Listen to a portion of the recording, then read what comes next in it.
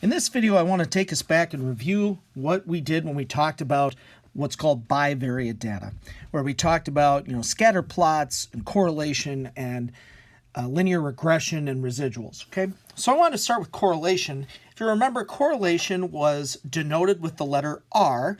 It described linear relationships. Okay, this was only for linear relationships. So even if something had a pretty obvious pattern in it, and one of the ones we talked about was something that would maybe look kind of like a trig, kind of a wave like that. For example, cycles that are lunar or tides coming in. There are patterns there. We can predict that, but correlation isn't really going to measure that because correlation only measures how linear something is.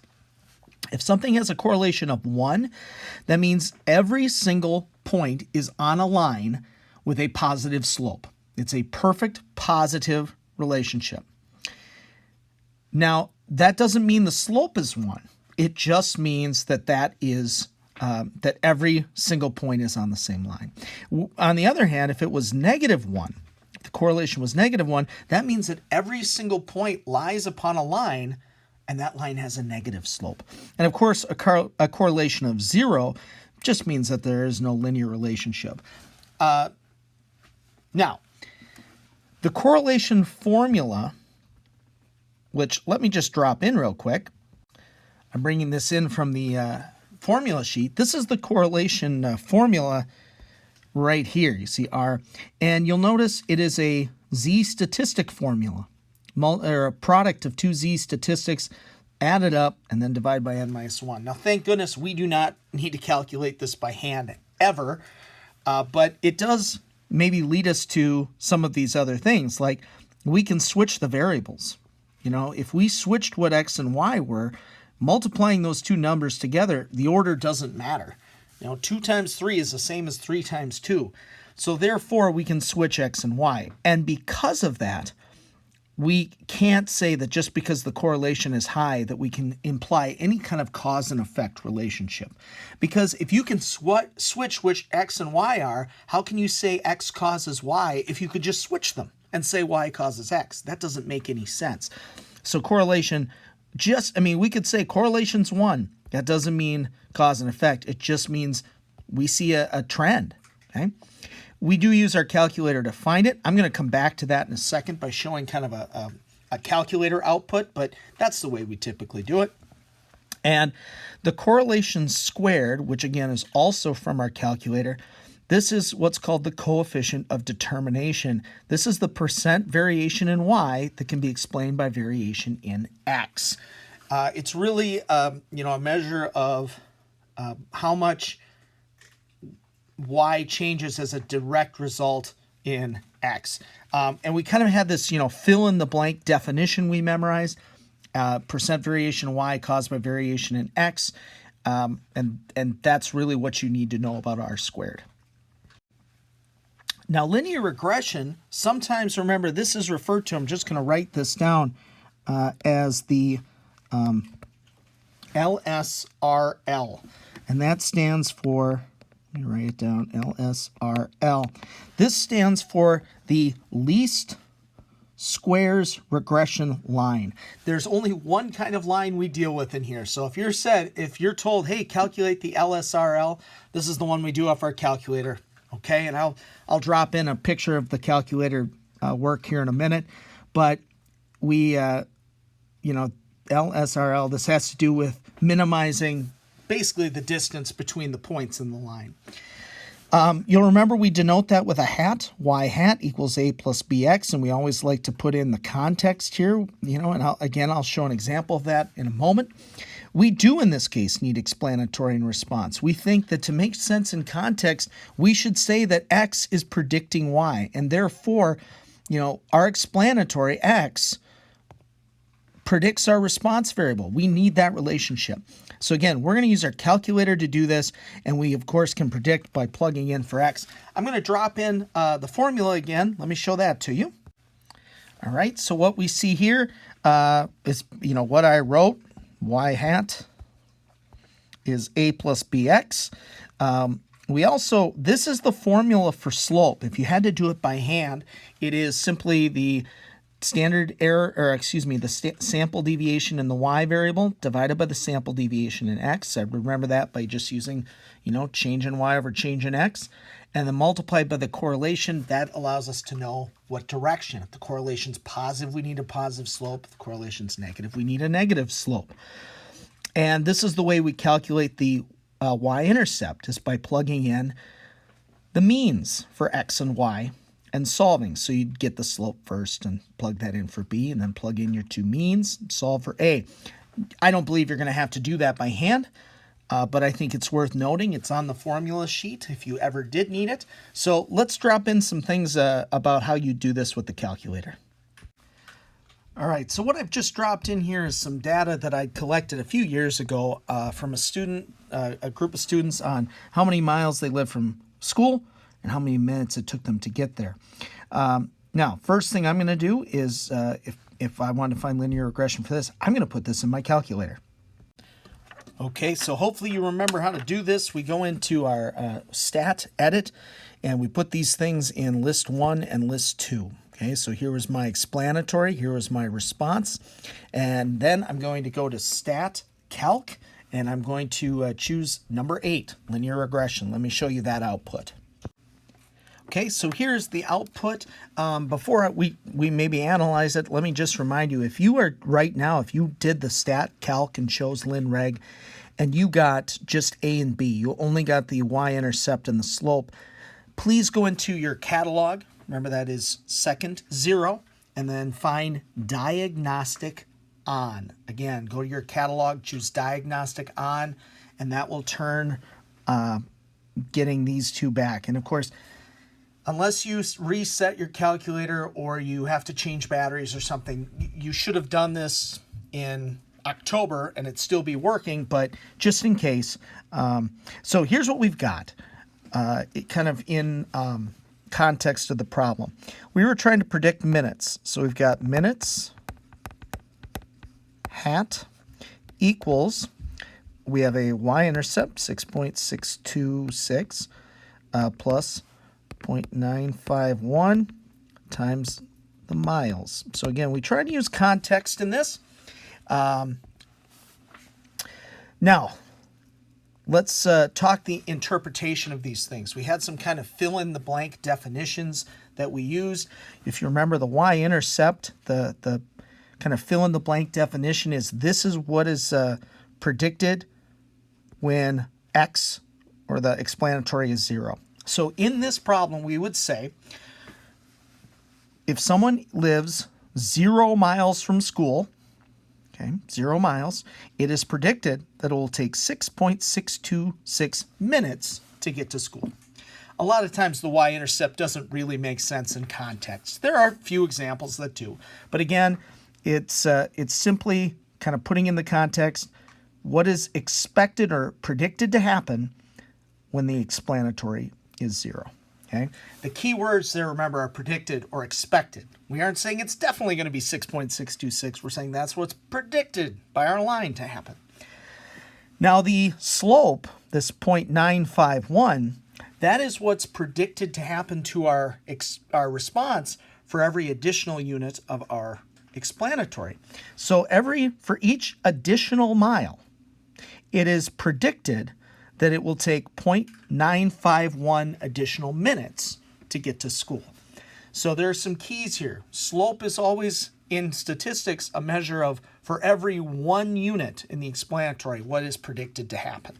So you say, for every 1 additional mile, we predict it'll take 0.951 additional minutes. Okay, so again, kind of get yourself back in that, memorize those definitions, and make sure that they're okay in context. We should also just really quickly hit on the idea of a residual. A residual, if you'll remember, and I'm going to just talk about the plots here for a second, but a residual is defined as what actually happened minus what our line predicted would happen. So just for an example, if I picked on, let's say, one person, and I said, okay, let's take just this very first person, and I plugged 1 mile in to this. And I figured out, okay, I plug in 1, what do I get? Well, I predicted, using my calculator, I just plugged that in, that a person 1 mile away, my prediction is that it would take 7.577 minutes. So the residual is how long did it actually take minus how long it was predicted to take. So the actual was 5 minutes minus the predicted. So, of course, this would be negative 2.577. And because it's negative, what that tells me, sometimes we just say, hey, the residual is negative or positive. What does that mean? Well, because it's actual minus predicted, if I get a negative number, that means the predicted was larger than the actual. So it means I overestimated. Using my line, I thought it would take that person longer than it actually did. Okay, let's talk residuals just a little bit more on the next slide. But I also think let's just take our opportunity to interpret one more thing, because we interpreted the y-intercept, we interpreted the slope, but let's remind ourselves how to interpret r squared. Here it is, right? So we would say, if I'm rounding this to a percentage, we'd say 76% of all variation in minutes can be explained by variation in the number of miles. Okay? Again, that's a fill-in-the-blank thing to memorize. Percent variation in the y variable that can be explained by variation in the x. I'm going to say it one more time, okay? Percent variation in 76% of all variation in the number of minutes can be explained by variation in the number of miles. So with residuals, again, there's the formula. The residuals, remember, just how far our predicted was from the actual, okay? And, of course, positive, negative just tells me what's my answer, an over or under estimate. Oftentimes, along with correlation and r squared, we use residual plots to see how good the linear regression was. For example, something like this, it's just kind of a random assortment of points. We'd say, yeah, fits pretty well. However, if there's a pattern, it means that a different type of model, an exponential, a power regression, some other type of function would fit better than a line. Okay, so again, you really do have to memorize this. I always think it's AP stats, actual minus predicted, or you could think it's alphabetical, A minus P. But make sure you memorize that. Last thing I want to talk about is interpreting output, because that is something you're going to need to use here in the coming days. So if you remember, this is output from a program called Minitab, and we did deal with this a little bit before, and we really only dealt with one column. And by the way, just to set up the context here, this was a score on a reading exam for how many years you'd been in school. Okay, so obviously it's a positive here because hopefully you're gaining on this kind of reading score every year that you're in school. And we were always using just this column. And years, that was our explanatory variable. The constant, that was our y-intercept. So we would say, score hat equals y-intercept plus 10.9 times the number of years. That would be our line. Again, if you're looking to interpret it, if someone has been in school for 0 years, it's predicted that they score 31.55. For the slope, we'd say for each additional year in school, you predict their score goes up by 10.9 points. Okay, make sure you've got those definitions. We also had r squared. 83% of all variations in scores can be explained by variation in the number of years. We never really dealt with this one, and we're not going to. Before, we told you to kind of just ignore the rest of this, but I wanted you to see these are some things that now should look familiar. T-statistics and p-values, right? And that is what's going to be coming in the days ahead. The one other thing I wanted to talk about is this. S is a typical difference between the line and the data. I'm sorry for my sloppy writing here. I'm trying to do it quick. Essentially, this is a measure of residuals. Of course, the smaller it is, maybe we feel really good because it feels like most of our residuals are really small. But this S is the typical kind of residual size. It's typically how far away the line is from the individual data points. The Y's, the Y's are away from the line. All right. So let's do one last thing. This is the plot of our miles and minutes from the earlier example. And I just want to remind you how to make a scatter plot. Please remember you go to second y equals and you make sure that you've got like your two lists listed. You choose a scatter plot. And then many times you're asked to describe these. And I just want to remind you of DOFs. Again, I'm going to talk through it instead of writing it. Okay, DOF stands for direction. So we'd say, well, this is, I mean, it looks positive to me. There's a positive trend here. So positive, it's this. I'm going to go next to form. To me, a line looks like it would be the best fit. Maybe you could say, I don't think you'd want to go anything beyond a line. But if it was something that was obviously exponential, obviously power, trig, it looks like a sine or something. But for the most part, we've just dealt with linear. Strength, this is how strong is that? Like, is the correlation pretty high? Does it really fit the line well? I think it does. I think if we drew a line through this, it would be something like that. I think it fits pretty darn well. Now, I purposely skipped O because I've kind of made a tendency in the last few years to ignore that for the end and even change it to U instead. Instead of DOFs, do DUFs. And the reason I like that is because instead of talking about just outliers, we talk about something that's unusual. Kind of reminds me of cuss.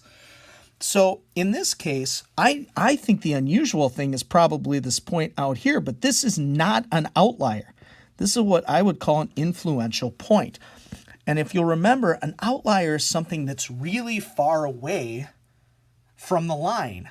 An influential point is one that kind of dictates the shape of the line. And certainly this is really out here. It fits really, really well. This was Miss Hudson, by the way. I would say the nearest thing we have to an outlier is this point right here. And this actually was a student that walked to school. So that's why they lived pretty close, but it didn't take them long to get there. I would say this is the nearest thing we have to an outlier right here. Okay, so again, we've got direction, things that are unusual, what form, meaning what kind of function, and how strong does it fit.